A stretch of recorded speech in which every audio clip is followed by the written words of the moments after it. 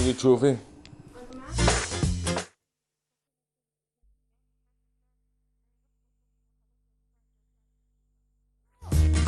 Bienvenue Shrifa, comment tu vas Shrifa? Ça va tranquille? Alhamdoulilah.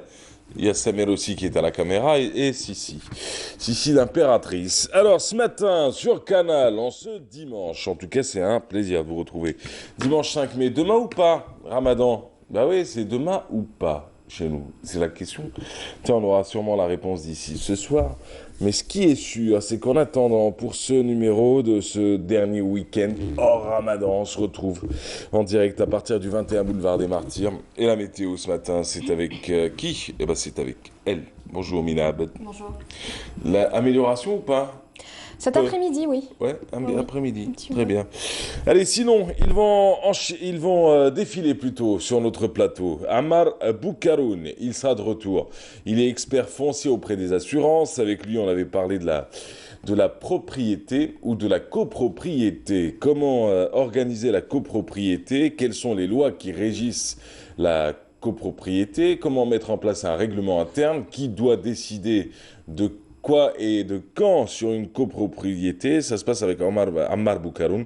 On en parle d'ailleurs avec lui ce matin. Abdelkrim Soukhal, épidémiologiste. C'est professeur Soukhal qui sera sur notre plateau. Il va nous parler de la journée mondiale de l'hygiène des mains. Elle est célébrée comme chaque année le 5 mai.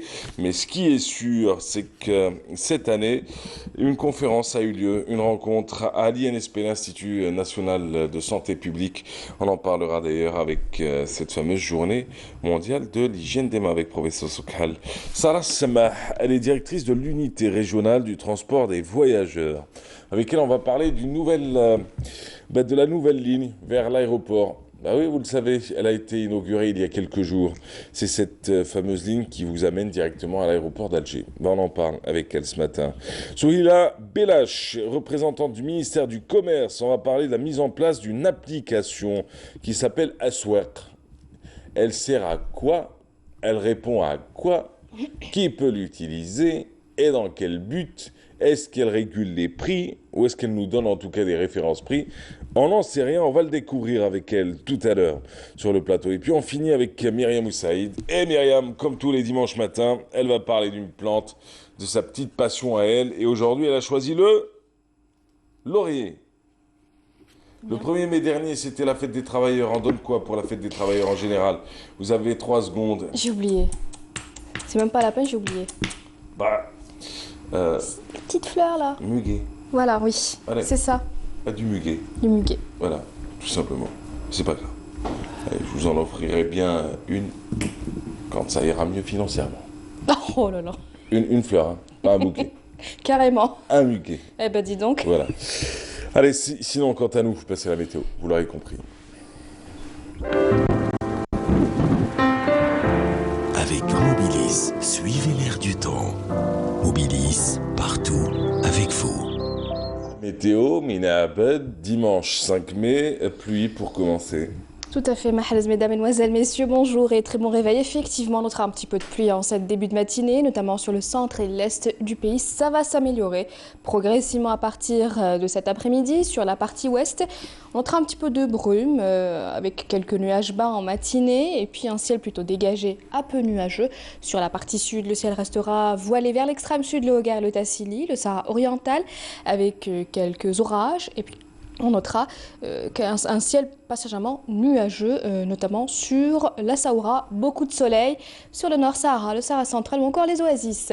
Les températures de cet après-midi, eh bien, on notera sur la moitié nord 20 degrés à Alger, 18 degrés à Tizi Ouzou, 20 degrés à Annaba, 23 degrés à Oran, 25 à Tlemcen, 24 degrés à Tiaret. On notera sur la moitié sud 29 degrés à Gardaya, 32 degrés à Hassim Saoud, 36 à Ilizi, 35 degrés à Tanaraset Janet, 36 à Adrar, 37 à Ain Salah et enfin 43 degrés. Ça sera la maximale à Borj, Bedi Moukhtar et Ain Gazzam. On passe tout de suite au Moyen-Orient. Et bien pour aujourd'hui, beaucoup de soleil, notamment à Jeddah, Khartoum ou encore Mascate, Abu Dhabi. Un ciel plutôt nuageux à Bagdad, Riyad ou encore Damas et Amman. Côté Mercure, on notera 29 degrés à Damas, 37 degrés au Caire, 45 degrés à Khartoum, 29 à Sanaa, 35 degrés à Jeddah, 38 à Riyad, 34 à Abu Dhabi et enfin 32 degrés à Bagdad. Place tout de suite à l'éphéméride. Et puis pour plus d'informations, le site de Météo Algérie reste à votre entière disposition. Les 3 w.meteo.dz. Très bonne matinée et à tout à l'heure midi. Avec Mobilis, suivez l'air du temps. Mobilis, partout avec vous. Et partout avec vous, nous aussi, tous les jours, de 8h à 9h30. Ça se passe du lundi au jeudi et de 9h à 10h30. Ah, ça, c'est pour ceux qui rajoutent une petite heure de sommeil. Ça se passe du vendredi au dimanche. Merci à vous. Merci à à vous. midi, pour le rendez-vous complet. Quant à nous, on se retrouve dans quelques instants, juste après cette chanson signée Hayat Zerouk. Et juste après, c'est Boukaroun qui sera avec nous. On va parler de la copropriété. Allons-y.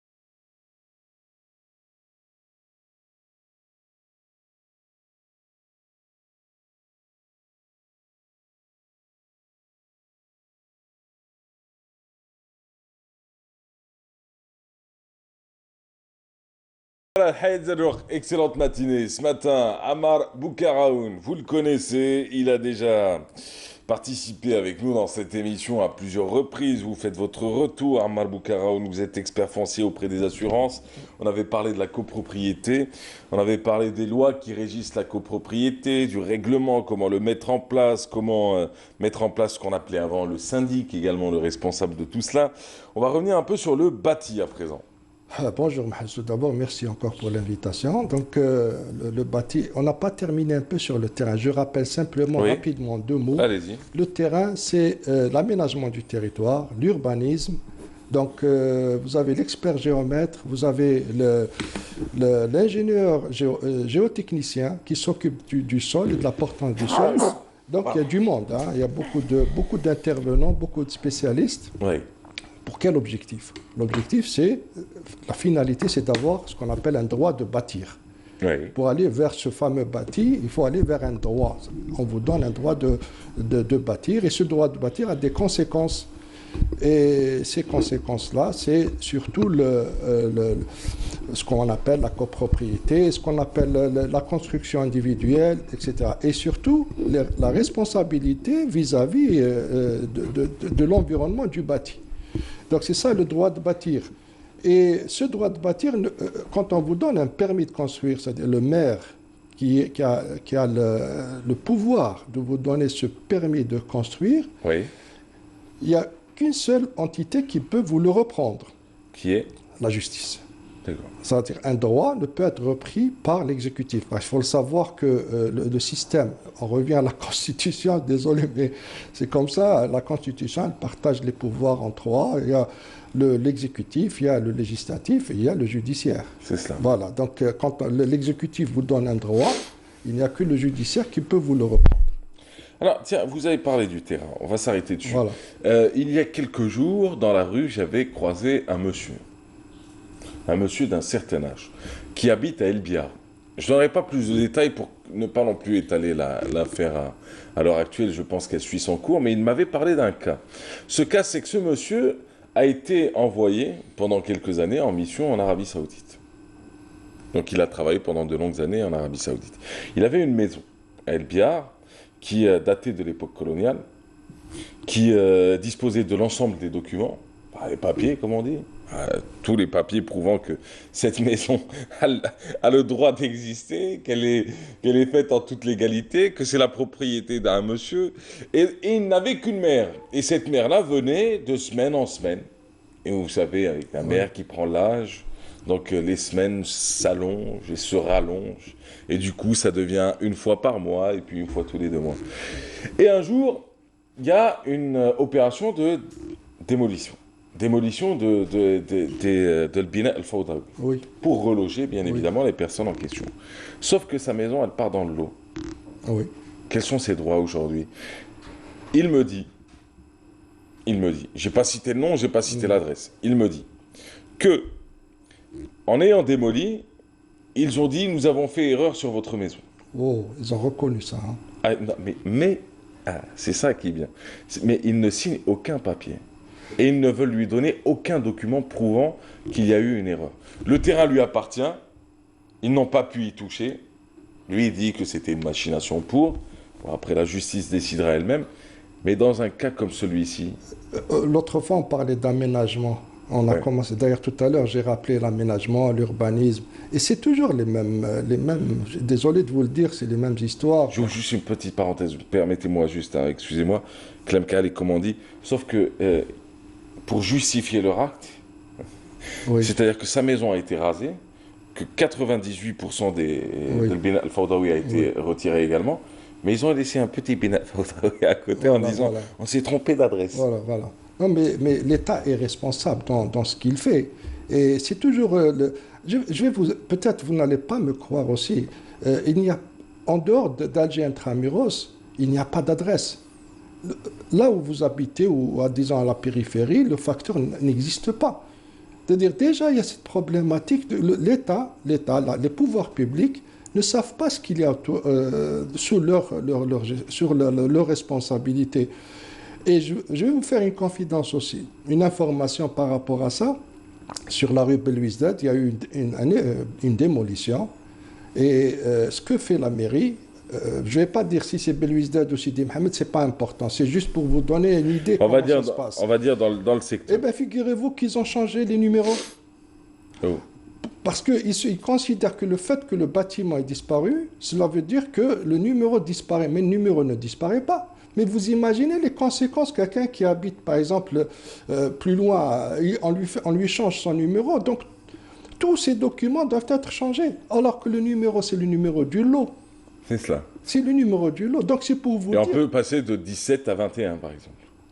C'est ça, on maintient toujours les numéros. Les numéros ne changent pas parce que le bâtiment a été démoli ou il s'est effondré. On ne change pas de numéro. Comme ça, quelqu'un est venu. Mais c'est ça, pour revenir à ce monsieur, l'État, il est responsable. Il enclenche une procédure judiciaire. Mais on lui refuse le document prouvant qu'ils ont démoli sa maison. Non, mais écoutez, il y a un expert, il suffit qu'il dépose plainte et qu'un expert vienne voir l'état des lieux, il constate, et il a les papiers. Il n'y a pas, surtout, quand vous démolissez, il y a toujours les conséquences au niveau de la conservation foncière. C'est-à-dire ce bien-là, il est conservé. Quand vous avez un acte de propriété, l'État protège les biens et les personnes. Ça veut dire quoi? Ça veut dire l'État a une entité qui s'appelle la conservation foncière où tout est enregistré, publié. Et là, il suffit d'aller voir au niveau de la conservation foncière et de constater que ce bâti existe toujours. Légalement, il existe. Physiquement, il a été disparu, on l'a fait disparaître, mais légalement, il existe toujours. Donc, pour pouvoir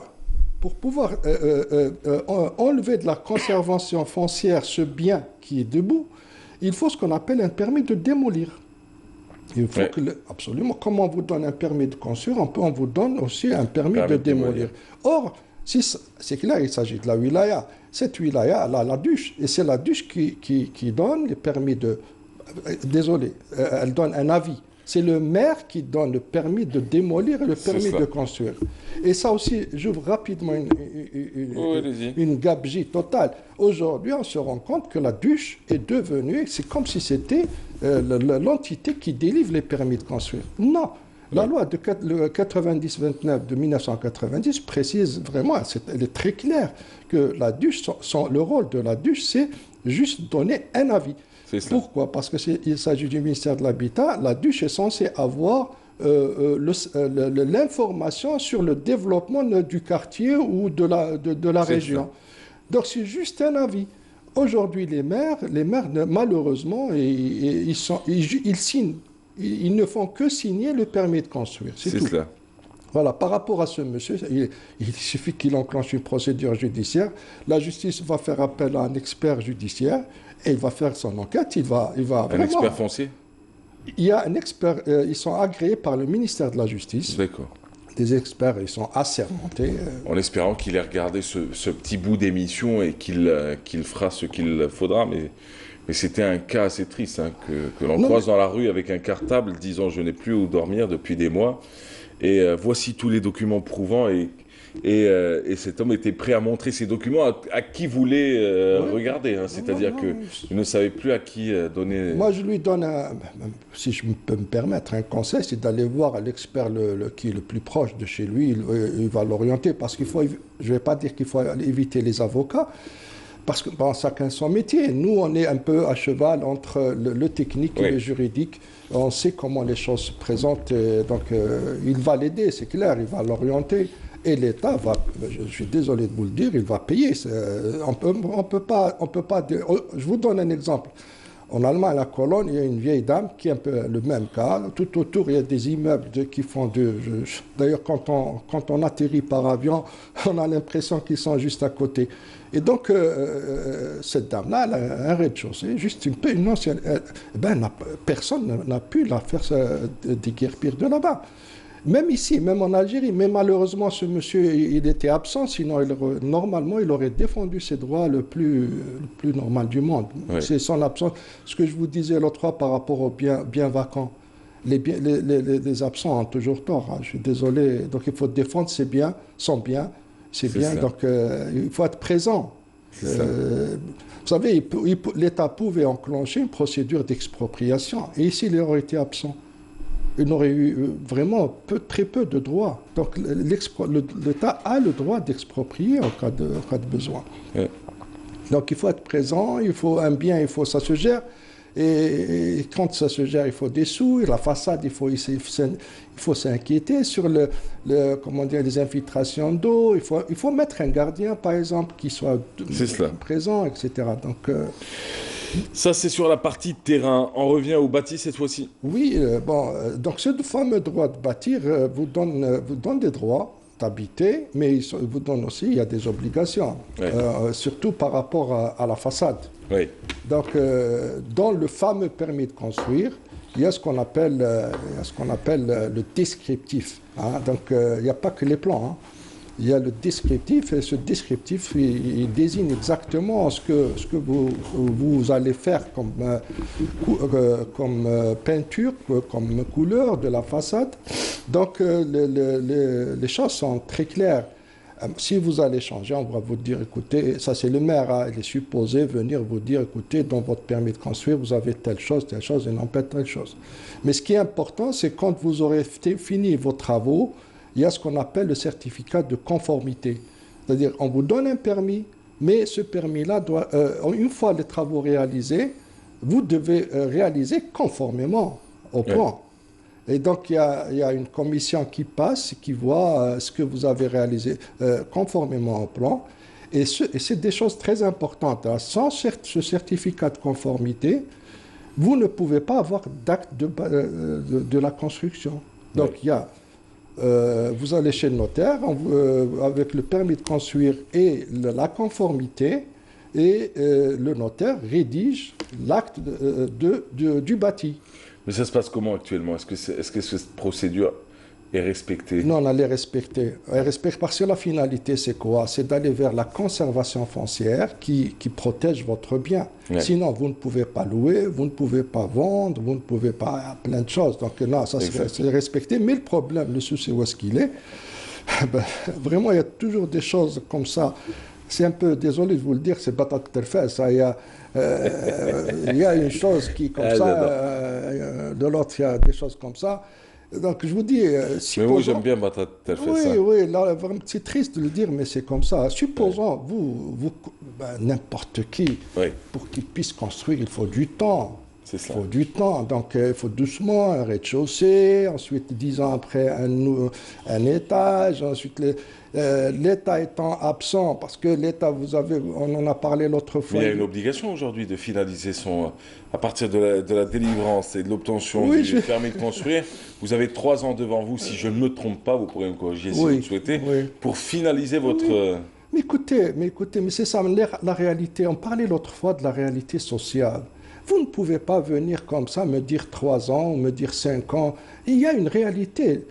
Toute la totalité de la population vient avec les moyens qu'elle a, parce qu'il ne faut pas prendre la classe des riches, il faut prendre la presque totalité de la population qui vient, qui s'investit, qui investit de génération en génération. Toute la famille, y compris les enfants quand ils commencent à grandir, 30 ans, 40 ans après, et vous venez, vous dites, écoutez, là, je ne vous donne pas de certificat de conformité parce que vous avez fait ceci, parce que vous avez fait cela. Mais l'État, vous étiez où quand toute la famille s'est mobilisée pour se faire un logement, pour se faire un bâti? Je reviens par rapport à ces obligations. Eh bien, je vais encore vous donner des informations. En 2017, il y a une loi de finances. Qui est venu, ça s'appelle disposition domaniale, quelque chose comme ça. Et vous imaginez, on vous dit, vous avez construit, hein, et si par malheur vous avez construit autrement, vous devez venir nous demander de changer les plans. Il n'y a pas de souci, on changera les plans. Mais pour changer les plans, il faut payer une pénalité. Vous imaginez de combien? De 10% de la valeur du bien. Imaginez un peu si vous avez construit juste un rez-de-chaussée d'une valeur, comme ça, on va dire 10 millions de dinars. Vous allez mettre 1 million de dinars. Si vous avez construit sur 20 millions de dinars, vous allez mettre 2 millions de dinars. Et ça, je vous dis sérieusement, moi, quand j'ai vu cet article... Mais c'est appliqué? Justement, écoutez, Comment c'est appliqué? Vous allez demander de revoir disons, le permis de construire qu'on vous a établi pour respecter la conformité. Vous allez voir l'administration. Et cette administration, elle est carrée, hein, donc ça ne se discute pas. Ils vont vous faire sortir cette obligation. Et comment vous allez faire? Et c'est toujours ces mêmes problèmes-là qui surgissent. Le citoyen à qui il va s'adresser? Comme moi-même, quand j'ai appelé, j'ai des collègues, des anciens collègues au ministère de l'Habitat, j'appelle, bonjour, ça va? Et est-ce que tu as vu ce que vous avez fait sur la loi de finances? Non, je n'ai pas vu. Eh bien, regarde. 5 minutes après, il me rappelle, c'est genre ADP, hein, donc c'est au niveau c'est rapide. Il voit, il me dit, mais je n'ai pas compris. Je dis, mais c'est moi qui n'a pas compris, il faut que tu m'expliques. Toi, tu es au ministère de l'Habitat. Ça, c'est des gens qu'on connaît, hein, parce que si vous allez tout seul comme ça... Mais doit-on les blâmer ou doit-on se dire que l'on fait des choses dans des lieux qui ne concernent pas le secteur en question et que c'est le secteur qui en fin de compte, hérite d'une certaine manière, hérite de la patate chaude? Oui, c'est ça. Mais attendez, lui-même, il n'est pas dans le secteur. Bon, c'est normal, c'est un ingénieur, il s'occupe des normes, etc. Mais je lui ai demandé d'aller voir le secteur. Ouais. Il est allé voir le secteur. Dans les 10 minutes après, hein, il me rappelle, il me dit, mais tu as raison. Mais je ne comprends pas. Je dis, lui-même, le bon sens paysan, lui-même, il me dit, écoutez, mais ça veut dire on sanctionne les gens qui sont sérieux. Quand vous venez vers l'administration, vous leur dites, écoutez, moi j'ai construit, et s'il vous plaît, voilà, j'ai envie que vous revoyiez un peu par rapport à mes obligations d'il y a 10 ans ou 15 ans. Vous imaginez? Et on vous dit non, vos obligations d'il y a 10 ans, voilà, vous devez payer 10% de ce que vous avez construit. Et là, il y a souci en la demeure. Comment et ensuite, on s'interroge pourquoi les gens sont excités, sont nerveux. Qui fait quoi? Mais est-ce qu'elle est appliquée? Elle est appliquée, Écoutez, cet article est appliqué? Écoutez, je ne peux pas vous le dire. Il faudrait poser la question à vos téléspectateurs qui sont là en face de nous. Peut-être qu'il y a des cas comme ça. Les gens ne savent pas à qui s'adresser.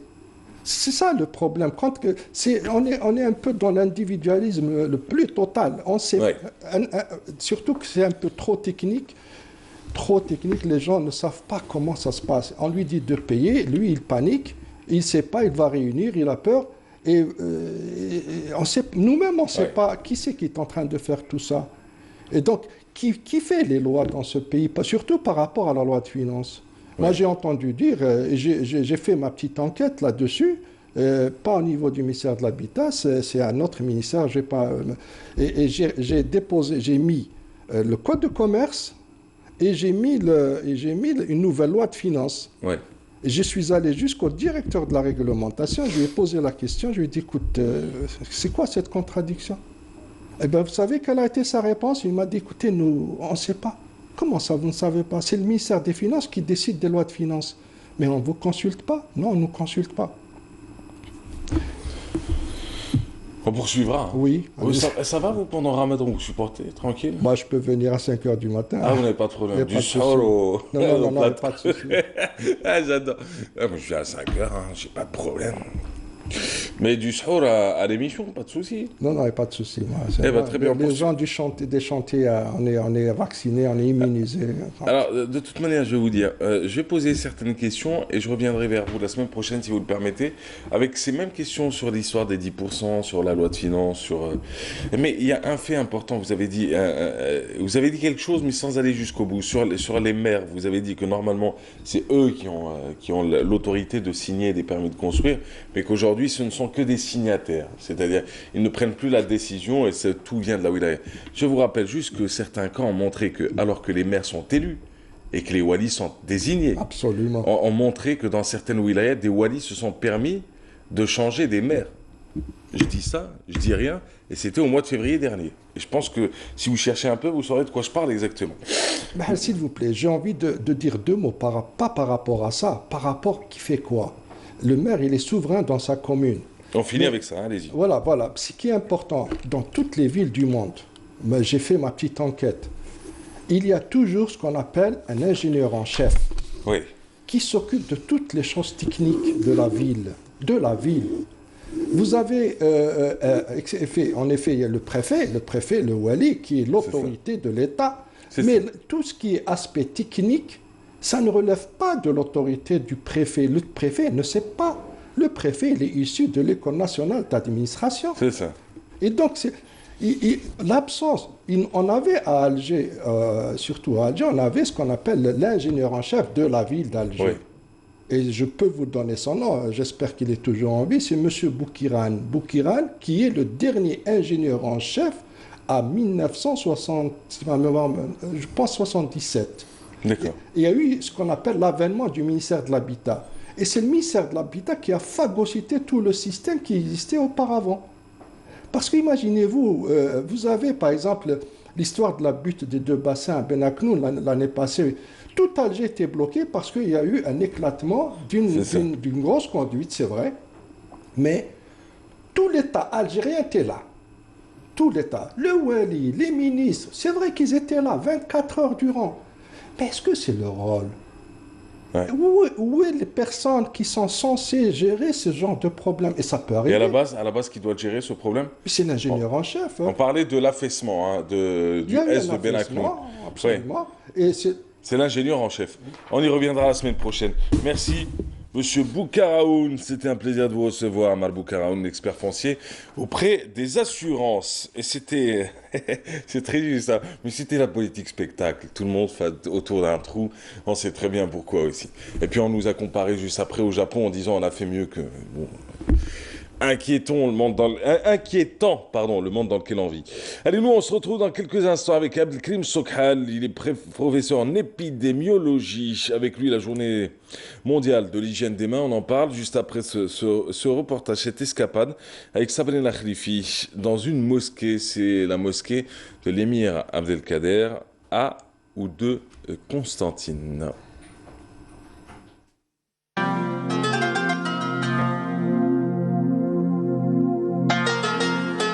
La mosquée Émir Abdelkader est l'un des monuments emblématiques de la ville de Constantine, située au nord-est de l'Algérie, et sans doute l'un des monuments les plus importants construits par l'Algérie indépendante. C'est en 1968 que l'idée de construire une mosquée à Constantine prit naissance.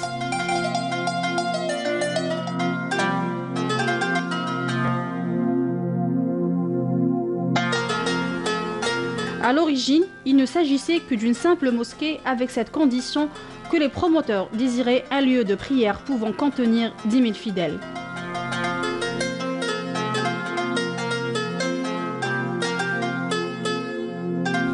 Le chantier gagna cependant progressivement en ambition sous l'impulsion du gouvernement du président Houari Boumediene pour devenir non seulement l'une des plus grandes mosquées du pays, mais également la première université islamique moderne algérienne.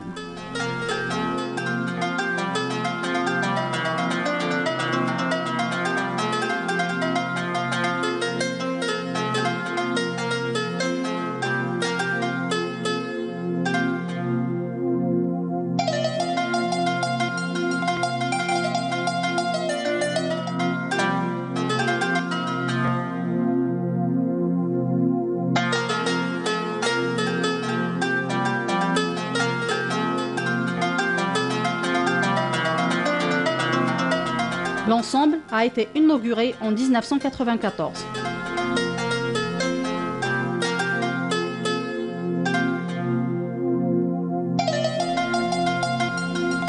Le site choisi, Bellevue Ouest, s'étale sur une surface de 14 400 m², dont 8 000 m² seront consacrés aux 2 salles de prière et à l'esplanade.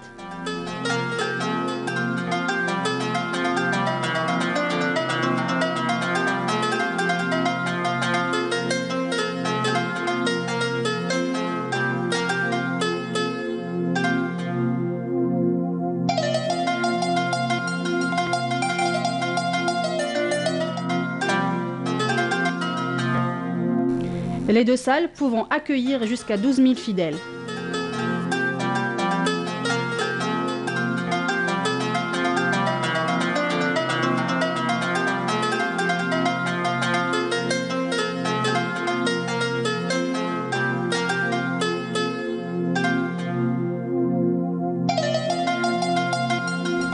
Une coupole de 64 mètres carrés, un patio central, 2 minarets de 107 mètres de haut chacun et un mihrab de la salle de prière des femmes.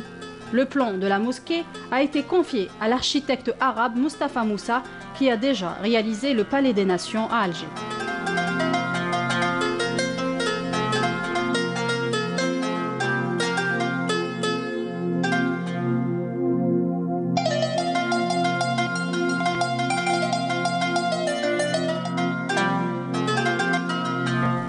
Quant à l'Université des sciences islamiques, elle est implantée au cœur de la mosquée et devait donc obéir à un site architectural, minutieux, en parfaite harmonie avec l'ensemble de la structure.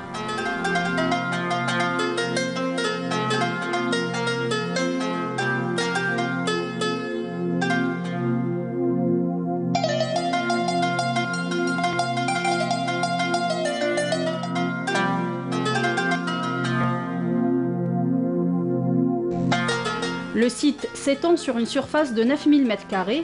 L'université dispose de plusieurs structures pédagogiques importantes.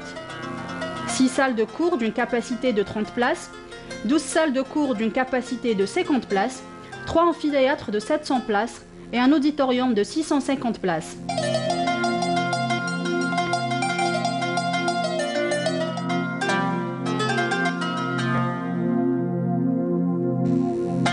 Elle dispose de 2 facultés, fondement de la religion, de la charia et de la civilisation islamique, et la faculté des lettres et des sciences humaines.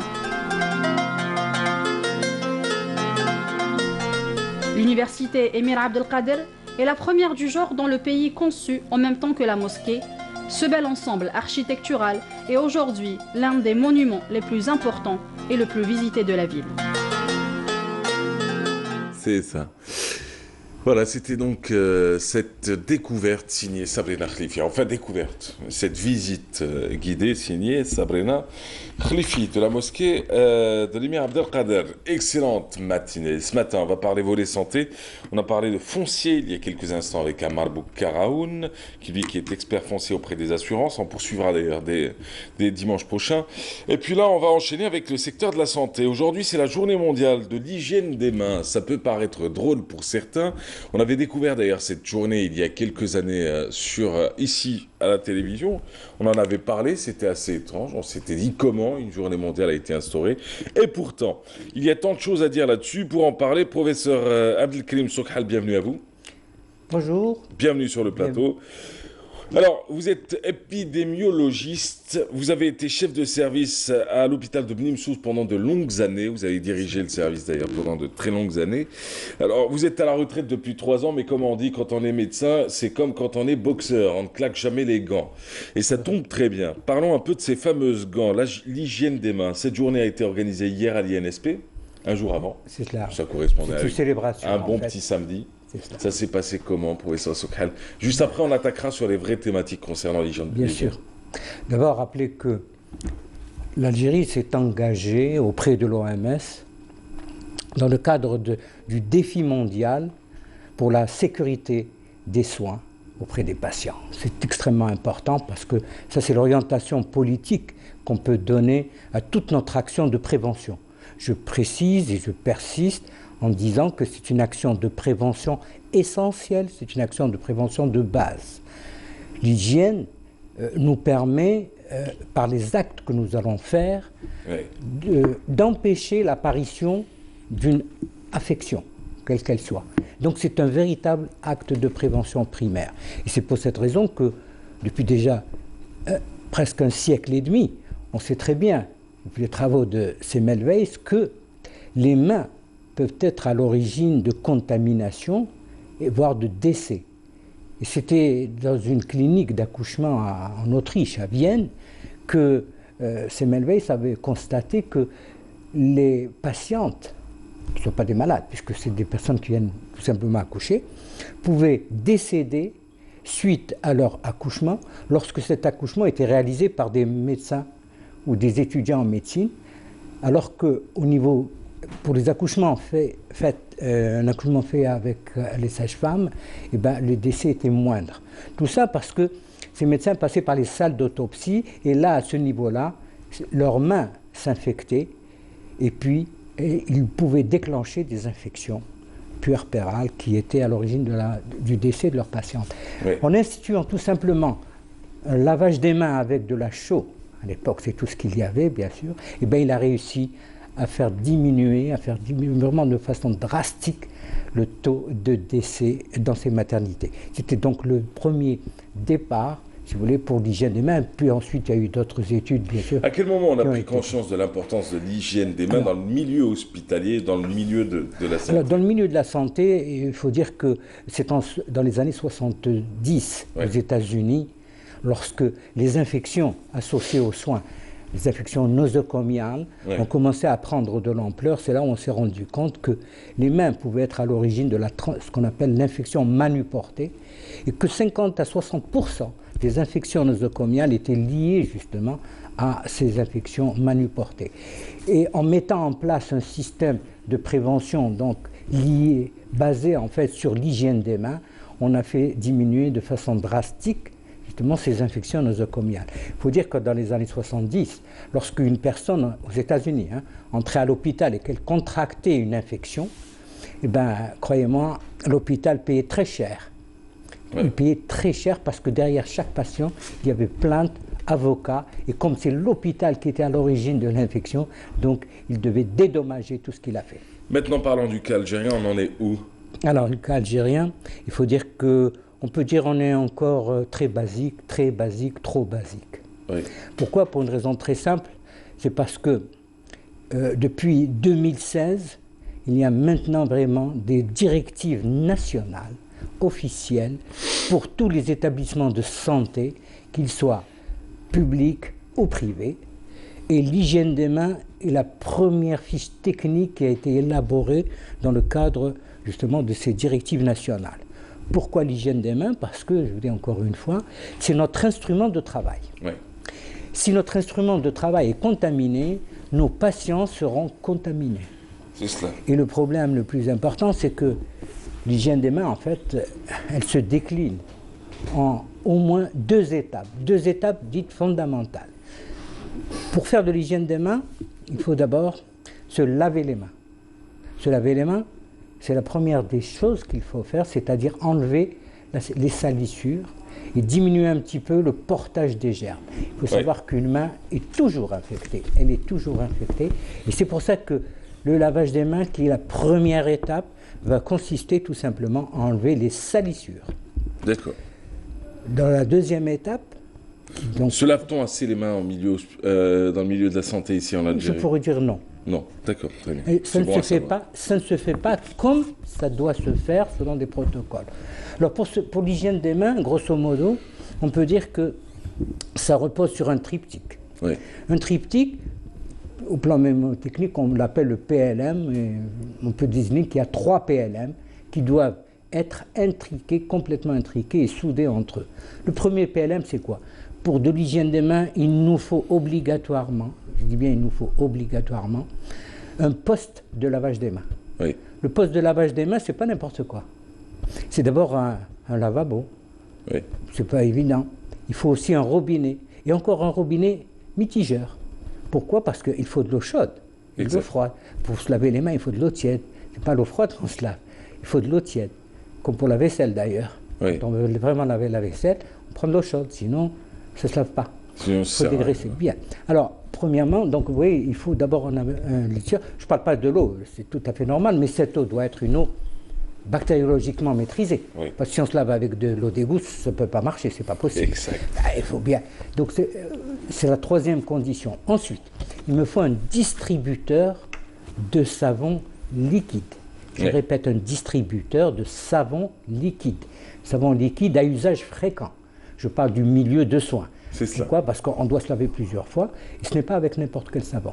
Je rectifie ici une erreur qui passe tout le temps en boucle, qui est le savon blanc. Le savon blanc pour l'hygiène des mains, je ne sais pas ce que c'est.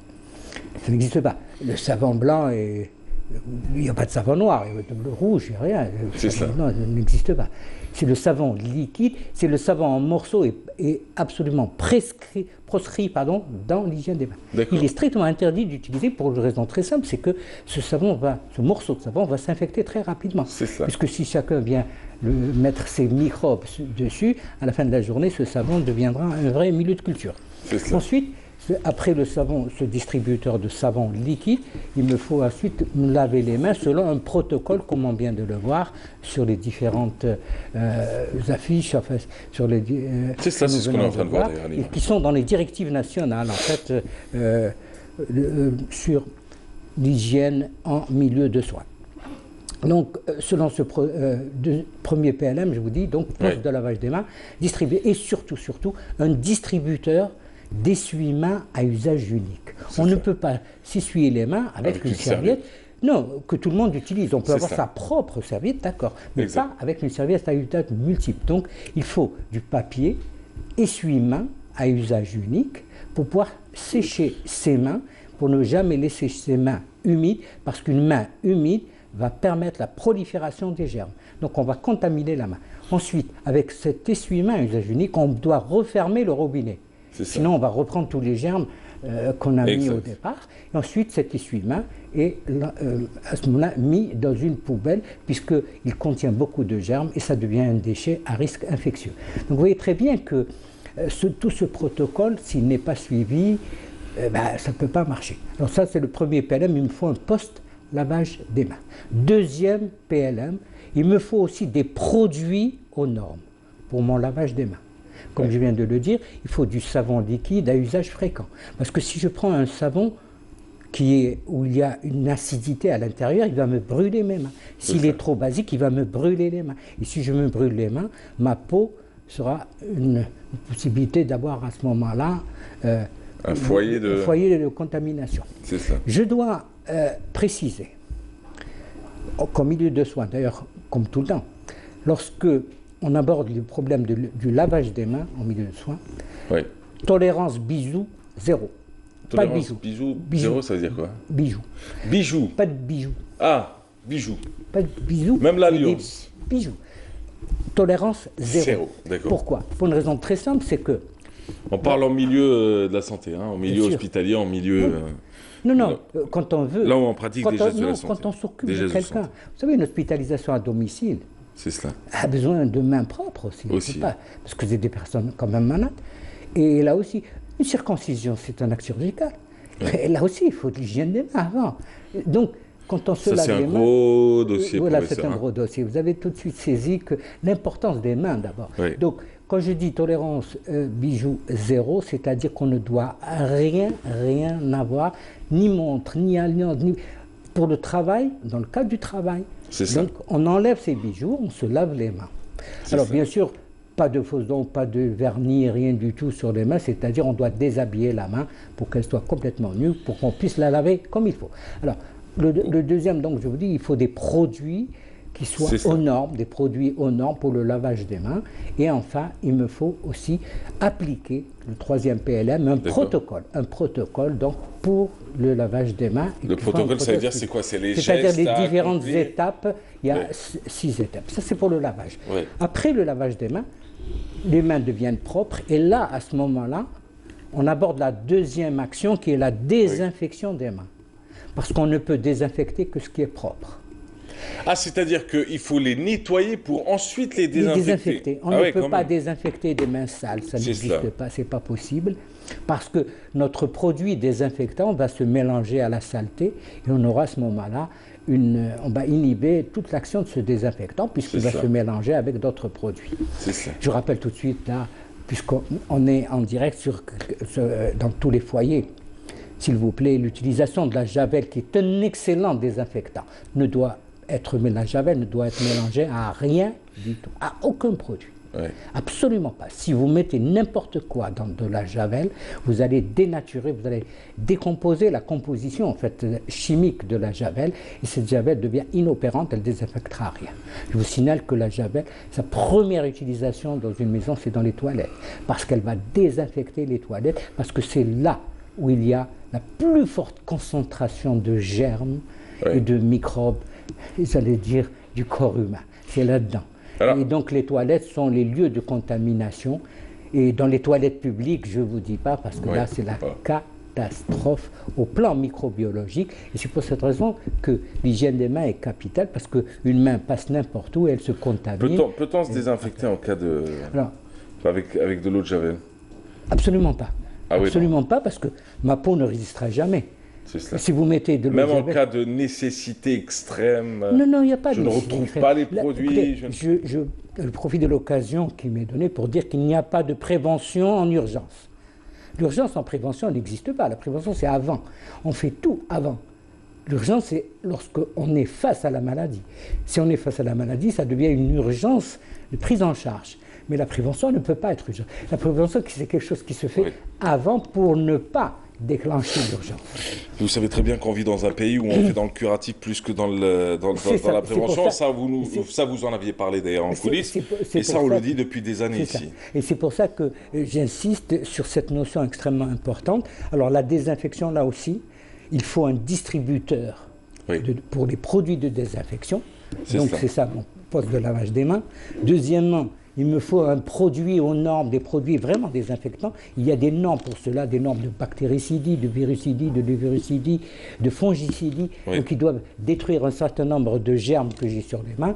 Et puis à ce moment-là, il faut appliquer le protocole de désinfection. Alors, à ce moment-là, ma main est désinfectée. Et ce n'est qu'à ce moment-là que je peux mettre une paire de gants. Ce n'est qu'après que je peux mettre une paire de gants pour me protéger et pour protéger aussi mon patient, parce que je ne dois pas le contaminer avec mes propres germes. Mais le gant ne peut se mettre qu'après avoir désinfecté la main. Parce que si vous mettez une paire de gants sur une main dite sale, où il y a déjà des microbes, dès que vous mettez votre paire de gants, vous allez déclencher un système d'étuve sous le gant, et vous allez avoir une multiplication exponentielle des germes.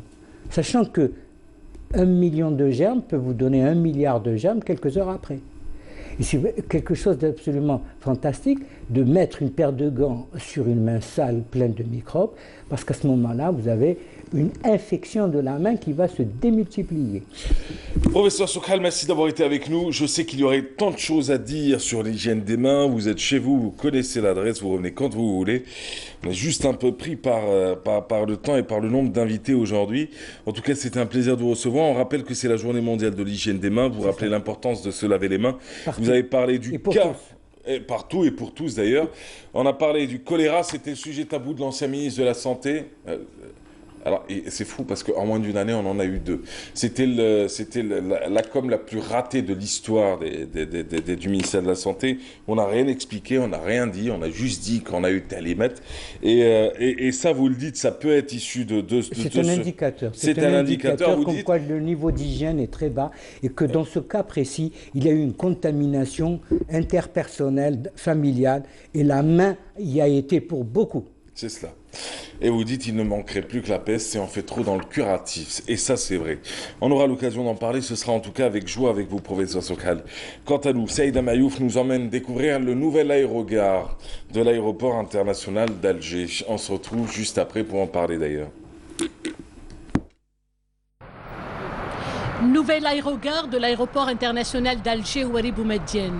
Très tôt ce matin, les passagers achèvent les formalités nécessaires pour embarquer sur le premier vol d'Air Algérie vers la capitale française Paris. La nouvelle infrastructure au design moderne avec ses équipements de dernière génération est à même de satisfaire les passagers, ravis d'ailleurs de ce changement spectaculaire vers la modernité. La vue de l'extérieur, c'était trop magnifique. Et après que Dredna, l'accueil, il était machallah. Et même pour des postes, le bagage et tout, c'était très facile. الله يبارك حاجة شابة حاجة مليحة للبلاد حاجة جديدة صافا فونسينا شوية يشبه أنا رحت ديجا المطار تاع برشلونة كيف لي ميم ديزاين بداية. C'est merveilleux. C'est merveilleux. Quand on voit des choses comme ça, on est tellement heureux. Et le cœur, c'est le cœur qui parle. Premièrement, je ne me suis pas senti en Algérie. C'est une infrastructure qui ressemble beaucoup aux infrastructures qu'on trouve partout dans le monde. J'ai été, on va dire, impressionné par la structure, par l'accueil, par tout ce qui est prévu pour le confort des passagers. Après, j'espère juste que ça va rester dans cet état et que ça va être entretenu. Ça va être une fierté pour l'Algérie, pour les Algériens. Répondant aux standards internationaux avec une architecture tournée vers l'avenir, l'aérogare flambant neuve est dotée de toutes les commodités nécessaires, voire indispensables au voyage dans les meilleures conditions possibles. Le 13 mai, on va passer à tous les vols d'Air Algérie sur le monde.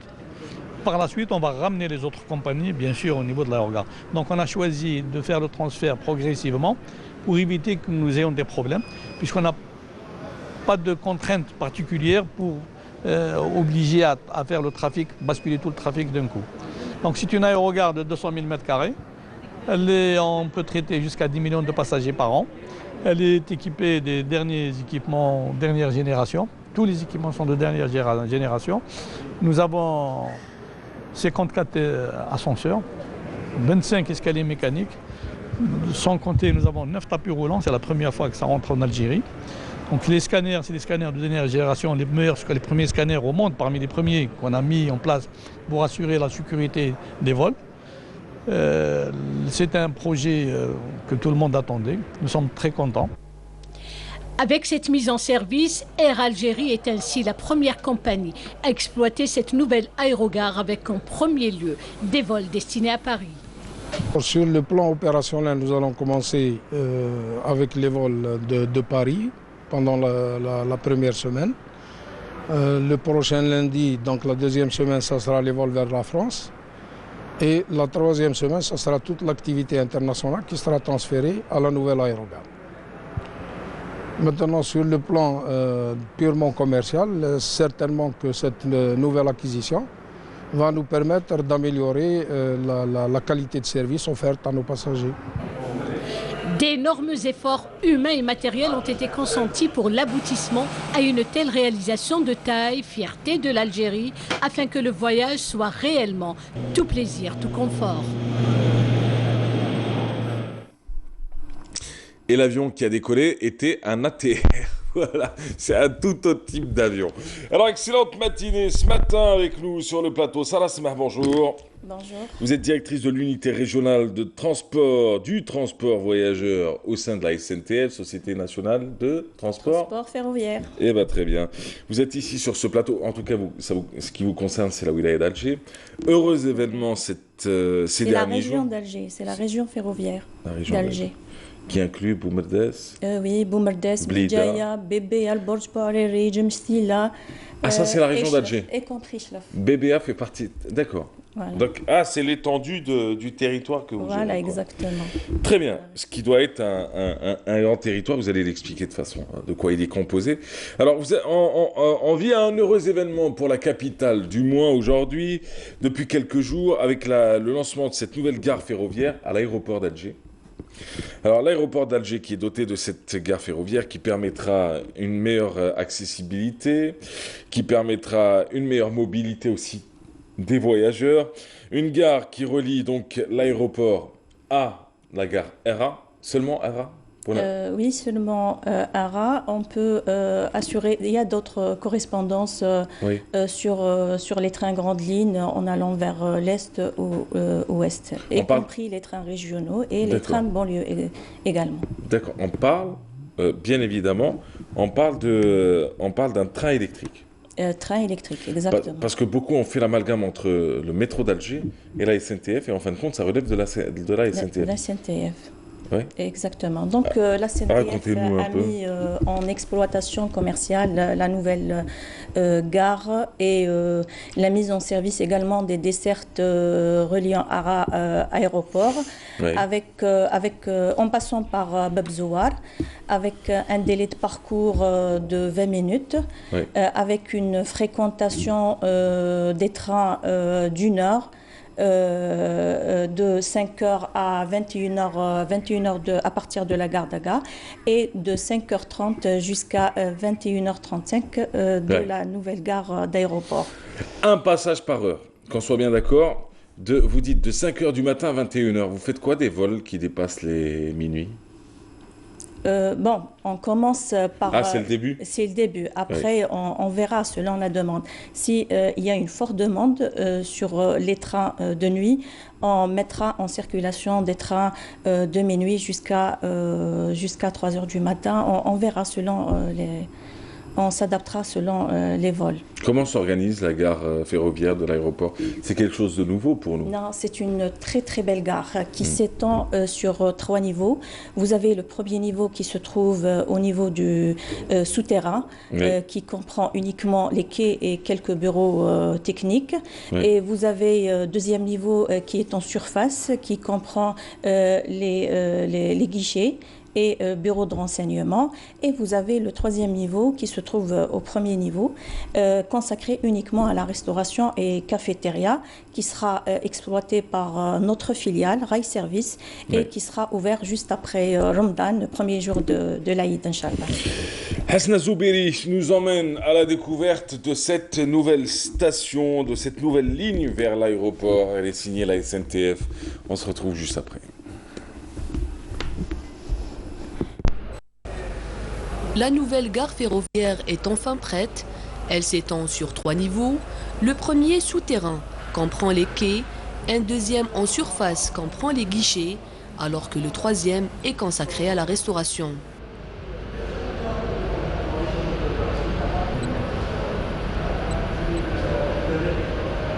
C'est une ligne qui fait 2,8 km, qui traverse un tissu urbain important, plein de réseaux souterrains et aériens. Donc c'est une ligne qui a été réalisée dans un délai proprement dit des travaux 12 mois. Donc on a traversé 11 routes nationales et chemins de wilaya, plus l'autoroute. Et on a essayé d'être moins gênant pour les usagers. Une belle station souterraine avec un train toutes les demi-heures qui va relier l'aéroport international d'Alger à Bab Zouar et de là vers toutes les destinations. La durée fixée par l'exploitant, c'est de 20 minutes. À l'intérieur du pays, donc, il y a ça c'est l'exploitant, il y a des gares, par exemple, il peut aller à Ara, prendre les grandes lignes, à Al-Harrach, parce qu'il y a des trains qui vont vers l'ouest, à Bab Zouar, s'il veut aller à Tizi Ouzou, ou à Alger aussi qui va vers Stif ou Annaba. Donc c'est une ligne qui est connectée au réseau national. On peut faire un train d'ici vers Béchar.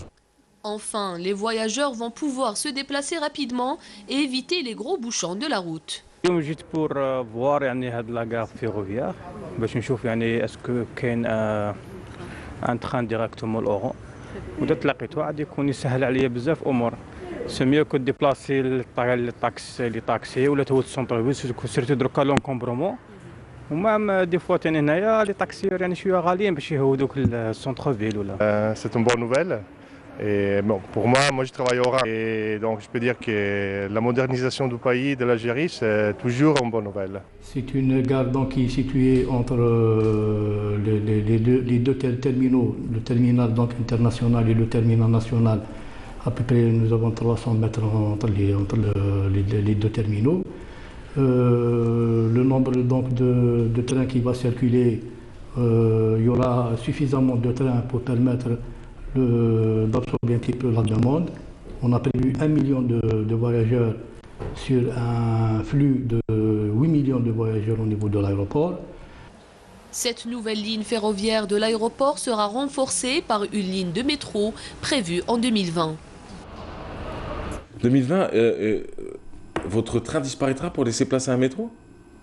Non, il existera toujours. Il existera toujours en parallèle. En parallèle, il y aura une ligne de métro qui reliera cette fois-ci la ligne de métro peut-être aéroport Alger. D'accord, tout simplement. Ouais. Et c'est complémentaire, quoi. Oui, certainement. Ouais, ça n'en fera pas double. Alors parlons un peu de la capacité. Jusqu'à présent, vous transportez une moyenne de combien de personnes par jour? Madame Sarah Smer, rappelons que vous êtes directrice de l'unité régionale du transport des voyageurs d'Alger. La SNTF, Alger s'étend sur beaucoup de wilayas d'ailleurs. Bon, ça on l'a expliqué tout à l'heure. D'accord, donc on parlera volet physique, c'est ça? C'est cela. Donc nous prévoyons de transporter 1 million de voyageurs pour cet exercice, pour l'année en cours. Et bien sûr, sachant bien que le flux vers l'aéroport est de 8 millions voyageurs, donc nous comptons capter au moins les 1/8 des voyageurs pour cette année en cours. Alors, la tarification, ça donne quoi entre la gare RA et cette nouvelle gare de l'aéroport? Alors, concernant le tarif, il est fixé à 90 dinars par adulte et 40 dinars pour les enfants âgés entre 8 et 12 ans. Oui. Avec, bien sûr, nous offrons des abonnements spécifiques à cette navette express, accordant jusqu'à 50% de réduction. On est en train de voir d'ailleurs les images, les images de... Oui, vous voyez la décoration là qui est... l'espace de la gare est décoré par des artistes algériens qui lui ont donné une dimension patrimoniale alliant modernité et tradition. C'est vraiment à voir. Merci d'avoir été parmi nous. C'était un plaisir de vous recevoir. Sarah Smer, rappelons que vous êtes directrice de l'unité régionale du transport des voyageurs d'Alger. On a parlé de l'ouverture de cette nouvelle ligne vers l'aéroport. Elle dépend d'ailleurs de la Société nationale de transport ferroviaire. Elle a été lancée, et quelle date exactement pour être précis? Le 29 avril. Le 29 avril. Ça fait presque une semaine d'ouverture. Et depuis une semaine, on est sur une moyenne de 1000 passagers jour. Le plus souvent, c'est quoi? Avant de vous laisser repartir, le plus souvent, le type de passagers que vous avez, c'est quoi? C'est des employés de l'aéroport qui trouvent leur compte à se dire, moi je prends plus de transport, j'ai plus de bouchons à subir. Je mets 20 minutes, j'arrive de voir le truc. Oui, la majorité, c'est des travailleurs au niveau de l'aéroport. Oui. Comme on le sait d'ailleurs qu'avec la circulation routière qui existe, donc les gens essayent d'éviter non seulement cette circulation et aussi ça leur permettra d'économiser de l'argent et gagner beaucoup de temps. Vous prenez vous-même le train pour aller chez... Bon, en même temps, vous ne travaillez pas là-bas. Vous ne travaillez pas à l'aéroport. Votre direction, elle se trouve où? C'est Hassiba. C'est Hassiba. Ben Bouali. Vous prenez les transports en commun ou est-ce que vous prenez le train ou est-ce que vous prenez votre voiture? Non, j'habite à Dararia, donc j'ai pas eu cette chance. Vous êtes mal desservi. Vous êtes partie de la partie sombre de la capitale. Voilà, la banlieue ouest d'Alger est très mal desservie. Enfin, elle est desservie par aucun transport pratiquement, si ce n'est les bus privés. Exactement. Et quand tu resquilles un peu et que tu passes par Talaba, tu montes avec les étudiants. Moi, je l'ai fait, ça ne me dérange pas. Qu'est-ce qu'on a oublié de dire? Tiens, avant de vous laisser partir, vu qu'on a un peu de temps, qu'est-ce qu'on a oublié de dire? Y a-t-il un point important qu'il faut absolument évoquer ce matin? Voilà, je tiens à préciser que la SNTF procédera à un programme spécial Ramadan, comme chaque année. Donc, elle va procéder à un petit aménagement horaire.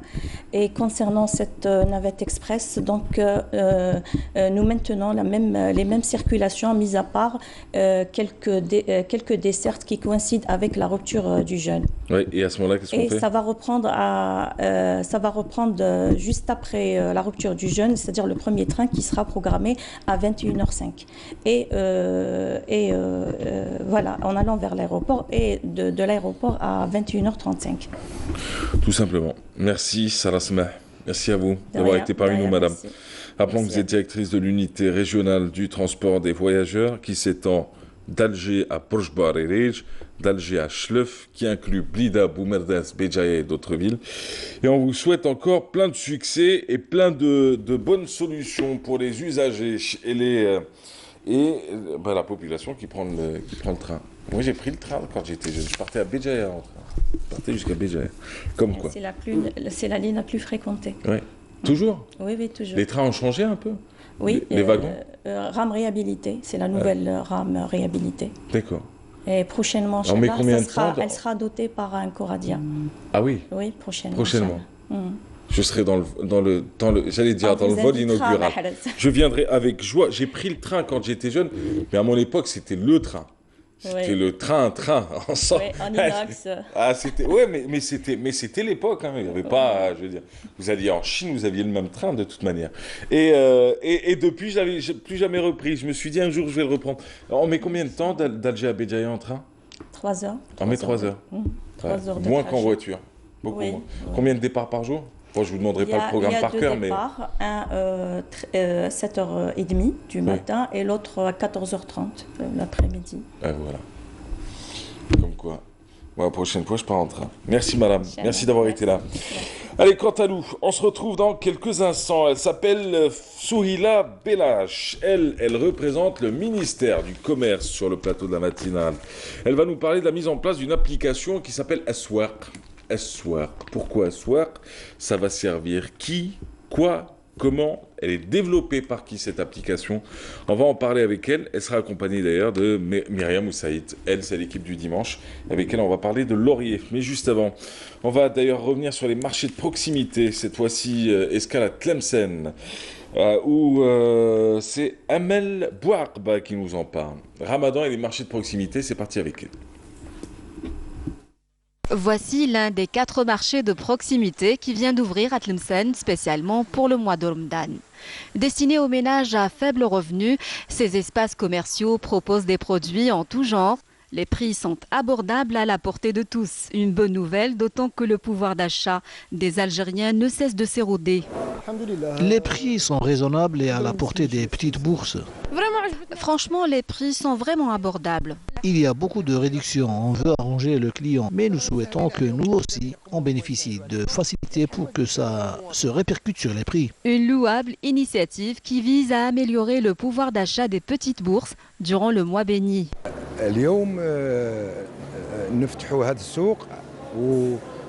Nous ouvrons aujourd'hui ce marché et dans les jours à venir. 3 autres vont ouvrir également dans les communes de Ramchi, Marnia et Sebdou. La nouveauté cette année, c'est que nous avons lancé des marchés de proximité.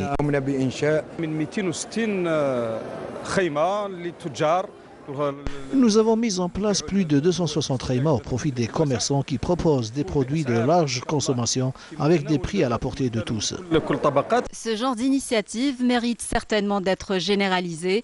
Une manière de lutter contre la spéculation et les pratiques commerciales peu scrupuleuses qui sont légion durant le mois de Ramadan. Yallah habibi. مرحبا بكم في قناة الناطقة باللغة الفرنسية. صباح الخير. Je sais parler un espagnol arabe. Vous savez le faire? Non. C'est comme tout. Non. Ça sort pas. Non, c'est que je me suis dit, bon, je veux bien me faire virer, mais pas pour avoir été idiot sur scène. Non, mais le problème, c'est que je tenais à dire quelque chose aux gens qui gèrent la lumière. Je reçois des tweets depuis ce matin me disant que j'ai teint mes cheveux en orange.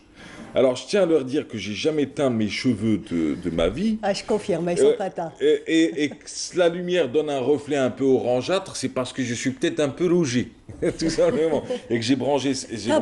T'as bronzé. Effectivement. J'ai passé ma vie dehors, dans la rue, depuis février dernier, alors j'ai envie de vous dire.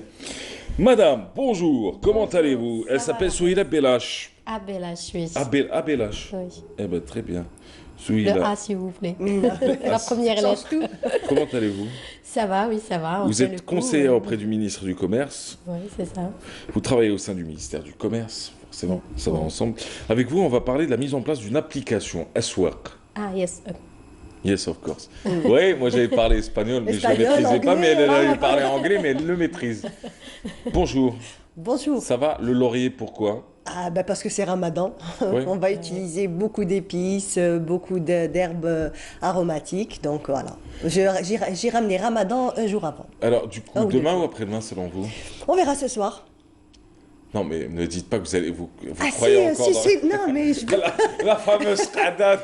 Mais sans suspense. Ouais, mais bien. Non, sans suspense. Même si je sais, mais je m'assois, je regarde. Non, avec du suspense quand même. Oui. Je trouve qu'avec du suspense, mais c'est juste qu'on n'a jamais compris pourquoi autant Enfin, ça reste une tradition et en même temps, on peut critiquer cette tradition, mais si elle disparaissait de la télé, on dirait même le qa'da hadik nhawan. C'est vrai.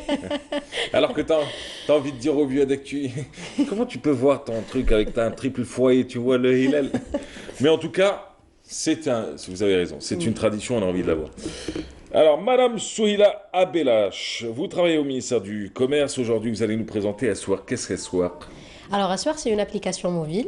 Elle a été conçue au niveau du ministère du Commerce. Je suis chef de projet de cette application. On l'a réalisée avec la Chambre de commerce, la CACI.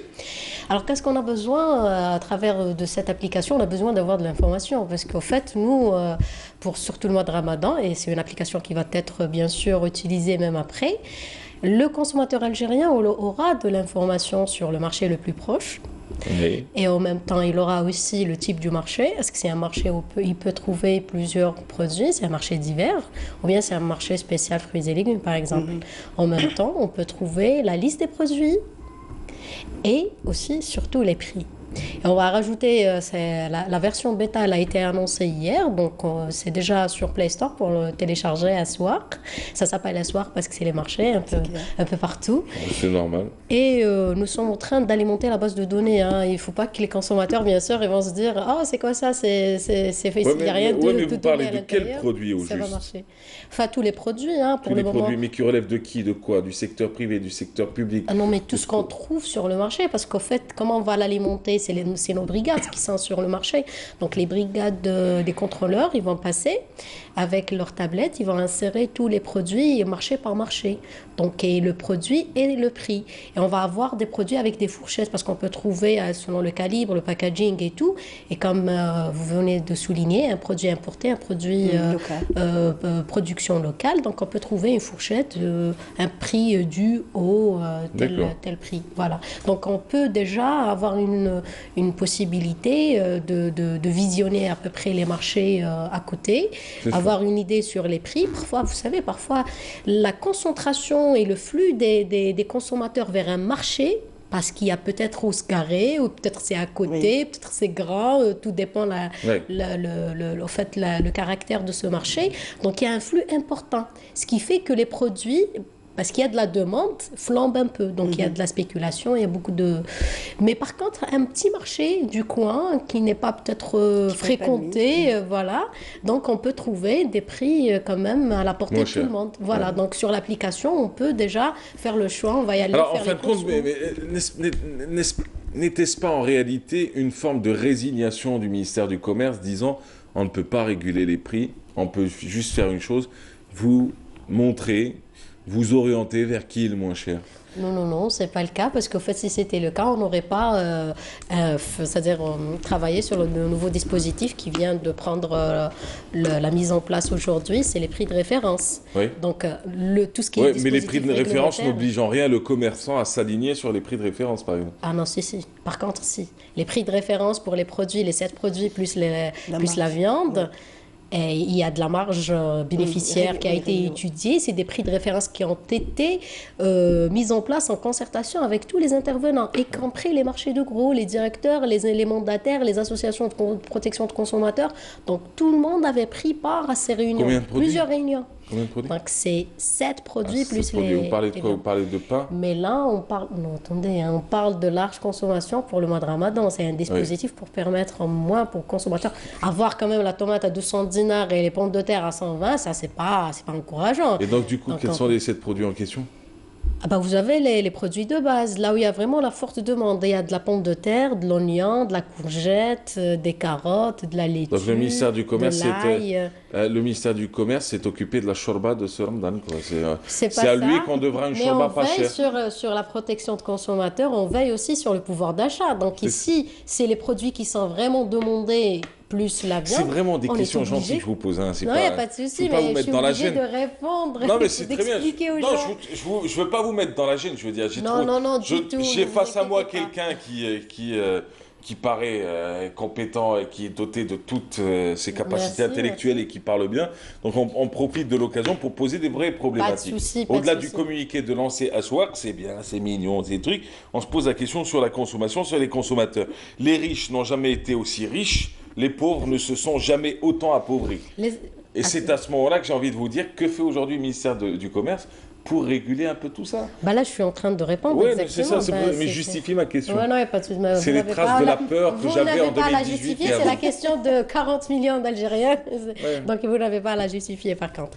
En fait, il faut dire aussi par rapport à l'application Assoir, elle va permettre, cette application, elle va permettre de signaler. Donc, le signaler s'il y a un dépassement, parce qu'au fait, l'Algérie, elle est grande, on a beaucoup de marchés. C'est vrai, on a 60 000 agents de contrôle sur le terrain. Et en fait, souvent, il y a des dépassements. Oui. Mais par contre, les agents de consommateurs, protection de consommateurs, ont été impliqués dans cette démarche avec cette application. Donc, on leur avait donné déjà des usernames avec des accès mots de passe et tout. Donc, chaque agent qui relève de l'association protection de consommateurs peut signaler directement, et cette alerte, avec vraiment un détail, le numéro de box, par exemple, du commerçant, l'infraction et tout. On parle de marché, hein, en particulier. Oui, le marché. Bah, mais à travers l'application, pour qu'on puisse dire que l'application, c'est pas juste l'information, il y a plusieurs fonctionnalités derrière. Hein. Ça, c'est la deuxième. L'information, c'est pour le consommateur. Les alertes, c'est pour les agents de protection de consommateurs. Ces alertes vont aller directement vers le point focal. C'est le chef d'inspection du territoire, là où il y a plusieurs, par exemple, on peut trouver un chef d'inspection et il a 2-3 communes avec plusieurs marchés. Oui. Donc, c'est à lui de dépêcher sur place les agents pour qu'ils puissent voir à peu près c'est quoi la question. Il y a le troisième volet, c'est bien tout ce qui est contrôle des prix. Donc, on peut avoir, par exemple, un battement des prix pour les produits. Si jamais il y a un pic, ça veut dire qu'il y a quelque chose, il y a de la spéculation, il y a un manque, il y a une perturbation d'approvisionnement. Donc, il y a plusieurs diagnostics qui vont être étudiés derrière cette application. Vous essayez de trouver d'où vient le... On fait le traitement. On a installé jeudi, on a installé 2 cellules de veille au niveau du ministère. Une cellule qui va suivre les prix et une cellule qui va suivre les alertes. Et en fait, pour le moment, c'est une étude qui va être... Pour le moment, on va suivre uniquement lancement pilote au niveau d'Alger. Et après, on va bien sûr aller vers les 48 wilayas au fur et à mesure, parce qu'il y a des bases de données à faire entrer au fur et à mesure avec tout ce qui est données marché, produits et tout. Ça s'appelle Assoir, vous l'avez développé pour Android pour l'instant. Pour iOS, ça se passe comment et pour quand? Prochainement. Puisque vous avez une bonne partie de la population qui est sur système iPhone. Oui. Donc Apple. On ne va pas les exclure. Voilà. Bah, c'est clair. Parce que moi, votre application, elle m'intéresse, mais là, je suis sur iOS, donc du coup... on va essayer d'accélérer rien que pour vous. Non, mais je vous dis, sincèrement. Non, mais c'est vrai qu'on a pris en considération bien sûr, on a les deux applications, il faut que les deux systèmes marchent. Mais comme c'est le lancement et comme c'est au niveau on ne veut pas rater le mois de Ramadan, à vrai dire. Hein. Donc on a lancé sur Android le temps de cadrer, de bien verser toutes les données possibles dans l'application. Et après, on va migrer facilement vers le deuxième. Mais est-ce que, par exemple, un simple citoyen peut dénoncer, par exemple, s'il voit une spéculation vraiment exagérée, est-ce qu'il peut le dénoncer? C'est clair, on a mis un espace de commentaires et c'est des commentaires qui vont être pris en considération. Hein. On ne va pas laisser les commentaires comme ça, c'est des commentaires qu'on va prendre en considération. Par exemple, le citoyen, il peut commenter disant que voilà, ce marché, il manque de tel et un tel produit, ou bien c'est un marché où il manque d'hygiène, ou bien c'est un marché où je trouve des produits un peu chers alors qu'ailleurs je peux trouver mieux. Donc tout ça va être étudié et suivi. Donc il y a vraiment des cellules de veille installées un peu partout. Quand le consommateur reprend le pouvoir, c'est comme un peuple qui reprend le pouvoir. Vous désertez des lieux pour aller vers d'autres lieux et les lieux désertés sont obligés de se mettre au diapason des lieux qui sont les plus fréquentés. C'est clair. Mais le problème, c'est qu'en Algérie, on a beaucoup fonctionné avec... combien la voiture? Tant. C'est vrai, et de grandes marques. Alors du coup, on passe à vous, Laurier. Et juste après, préparez-vous, je voudrais finir sur la question de la sardine, parce que je me dis, à un moment, si vous voulez vraiment que l'on chante bientôt les louanges d'un ministère du Commerce, si vous nous baissez le prix de la sardine à un prix vraiment raisonnable. La sardine, on l'a connue à 100 dinars, à 150 dinars, 200 dinars, on commençait déjà à se dire le plat du pauvre à 200 dinars, c'est cher quand même. Maintenant, la sardine est à 600 dinars. Est-ce que vous avez, oui ou non, le pouvoir au moins de réguler cela, ou est-ce que ça relève du ministère de la Pêche? Parce qu'on le sait, ça on y reviendra. Alors du coup, Madame, le laurier. Il n'a pas bougé, le prix n'a pas augmenté pour Ramadan. Ça rassure. Oui. Alors aujourd'hui, je vais vous parler du laurier parce que tout simplement, c'est une plante aromatique, bon, incontournable, connue dans toute la Méditerranée. C'est clair qu'elle a énormément de bienfaits. Elle est utilisée on va dire, dans la cuisine et même aussi comme remède. Ça calme les douleurs d'estomac, ça a plein de petits bienfaits. Donc c'est pour ça que j'en parle aujourd'hui et bien sûr parce que le prix n'a pas augmenté. Non, je rigole. Non, c'est pas vrai. Donc voilà, étant donné que Ramadan est là, on va utiliser de plus en plus d'herbes aromatiques, d'épices et tout. Donc moi aujourd'hui, je m'intéresse spécialement au laurier parce que tout simplement, allez, on va démarrer avec, il faut bien démarrer. D'habitude, je démarre avec le hashish, donc la coriandre, le coriandre. Là, vous êtes dit pourquoi pas. Allez, pourquoi pas le laurier. Oui, pour que ça ressemble pas à tous les... Exactement. Et je vous amène regarder un petit reportage. Sur le laurier. Yes. Et on revient. Comme quoi, c'est signé Myriam Moussaïd.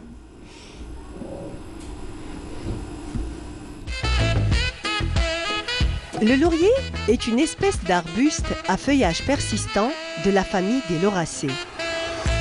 Les feuilles, de forme lancéolée, alternées coriaces, à bords ondulés, sont foncées sur leur surface supérieure.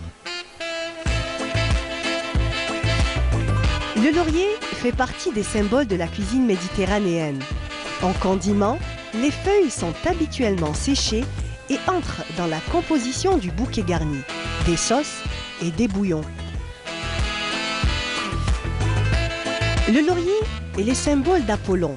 Selon Ovide, Daphné, nymphe de la mythologie grecque, qui fut le premier amour d'Apollon, le fuyait et allait après une longue poursuite être rattrapé. Quand, au dernier moment, son père, le dieu fleuve, la métamorphose en laurier. Dès lors, Apollon en fait son arbre et le consacre au triomphe, au chant et à la poésie. Utilisé en cuisine et en médecine, le laurier est aussi un arbre ornemental que vous pouvez très bien avoir dans un pot, sur votre balcon, à portée de main.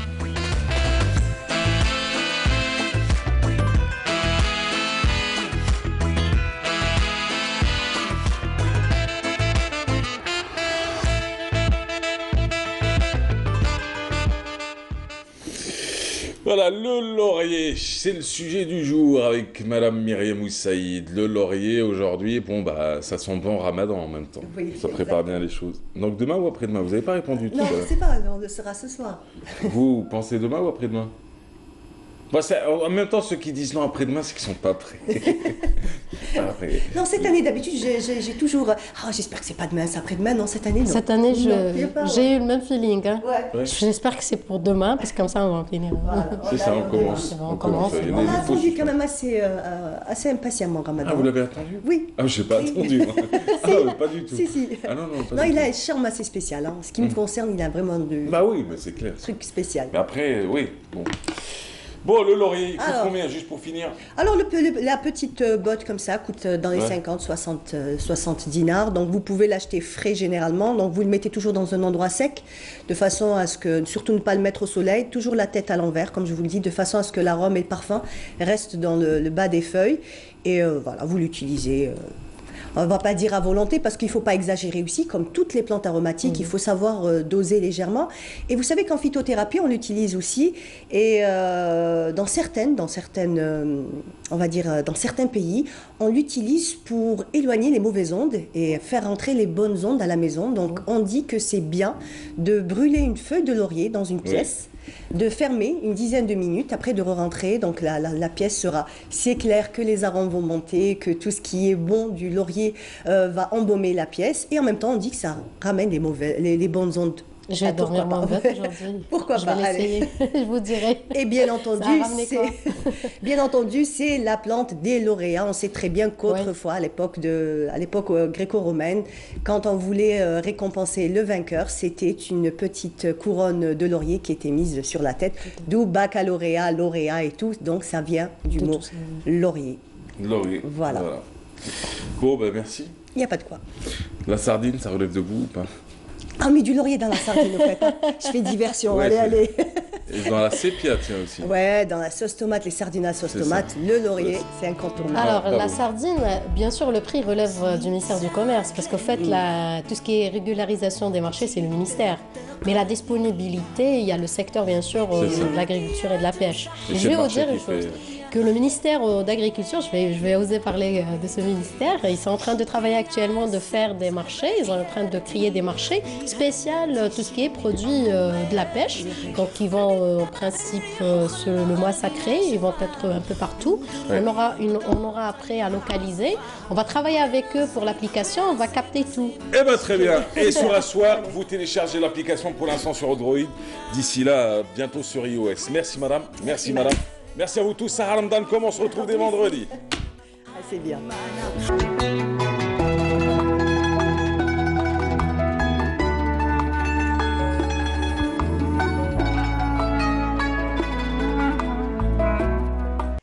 Ramadankom, mes amis, kul am antum bkhair. Canal Algérie, votre émission Touhajt Bladi, vous donne rendez-vous tout au long de ce mois de Ramadan, le mois sacré de Ramadan. Ce sera tous les dimanches de 14h30 à 15h30 sur Canal Algérie. Sahar Ramadankom.